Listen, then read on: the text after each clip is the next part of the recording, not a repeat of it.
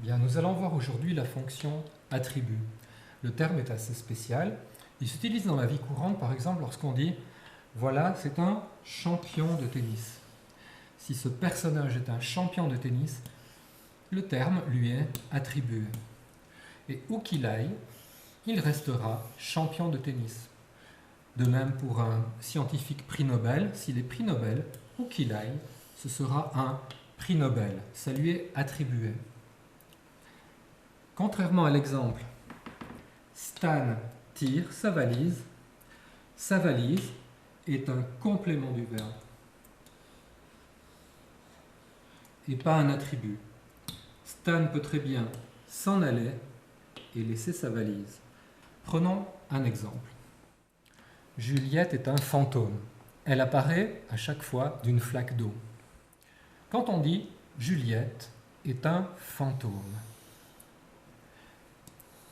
est-ce que fantôme est l'attribut de Juliette?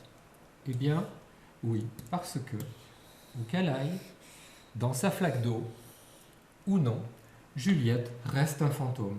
Elle est cela. Dans cet autre exemple, Juliette apparaît toujours d'une flaque d'eau. Voilà Juliette dans sa flaque d'eau. Est-ce que la flaque d'eau est un attribut de Juliette? Assurément pas, puisque Juliette n'y est pas toujours forcément. Elle est dans une flaque d'eau, elle n'y est pas, elle n'est pas cela. En revanche, elle y est. Juliette est dans une flaque d'eau. On peut écrire elle y est. Ce n'est pas un attribut. Encore un exemple. Juliette est morte noyée. On a jeté la sorcière au fond d'un étang. Et elle est noyée. Est-ce que noyée est l'attribut de Juliette? Eh bien, même si on l'a repêchée au fond de son étang, pour un médecin légiste, il dirait que Juliette est bien morte, noyée. Noyée est bien l'attribut de Juliette. Pourquoi? Parce qu'elle l'est cela. Oui, elle l'est. Voilà ce qu'est un attribut.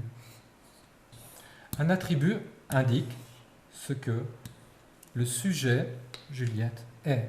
Elle est un fantôme, elle est noyée. Vous pouvez mettre la vidéo sur pause et essayer de déterminer si là, dans Juliette est là, est-ce un attribut? Juliette est contente de sauver l'école et Juliette est vivante. A tout de suite.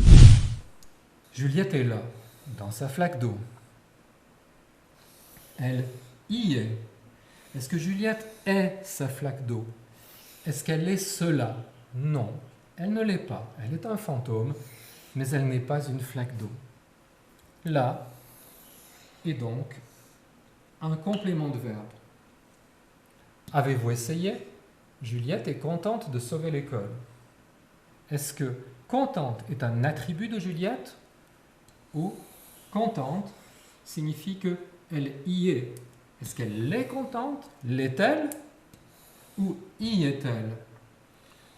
À l'évidence, Juliette est contente de sauver l'école est encore un attribut. Elle l'est. C'est une sorcière contente. Juliette est toujours vivante.